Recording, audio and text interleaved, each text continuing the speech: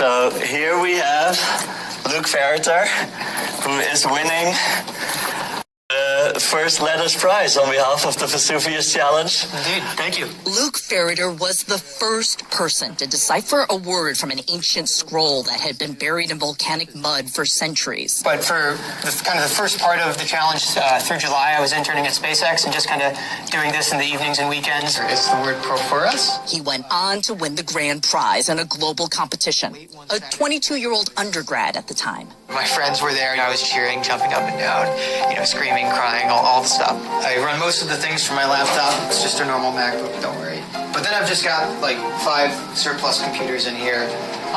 This is what I do most of my work from. What he does now is work for DOGE, the Department of Government Efficiency, headed up by Elon Musk. Yes! Who's brought in a group of gifted young engineers, some in their early 20s with no prior government experience. Their current job assignments, unclear. But it is clear they're part of the Trump administration's plan to slash government agencies. Democratic senators sent a letter to the White House describing how DOGE staff has seemingly unfettered access to classified materials and Americans' personal information. In federal court, government lawyers said Marco Ellis had read-only access to a highly sensitive payment system at the Treasury Department. Ellis, who previously worked at SpaceX, has been the center of attention. His DOGE position was terminated after the Wall Street Journal uncovered racist and eugenic posts on an account linked to him. But then Elon Musk, the vice president, and Trump himself weighed in. The vice president says, bring him back. What do you say? Well, I don't know about the particular thing, but if the vice president said that, did you say that? I'm with the vice president.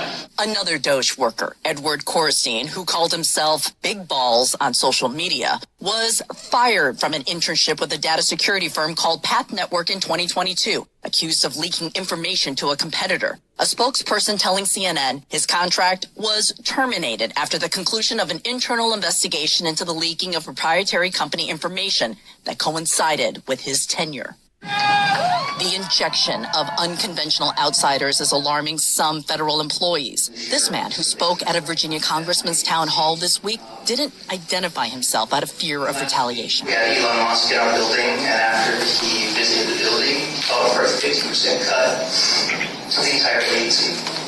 My colleagues are getting 15-minute one-on-one check-ins with 19, 20, and 21-year-old college graduates asking to justify their existence. Most of the hires are connected to Elon Musk's companies, like Ethan Chautran. This is a really exciting time for young folks, for old folks, for everyone. He was a runner-up in a hackathon contest put on by XAI, an artificial intelligence company Musk founded. Chautran spoke in 2023 about how AI will change the future. Really, for the first time in modern history, it's not the physical laborers, the farmers, the factory workers who are being displaced, but it's the white-collar workers, the knowledge workers, the engineers, lawyers, doctors, teachers.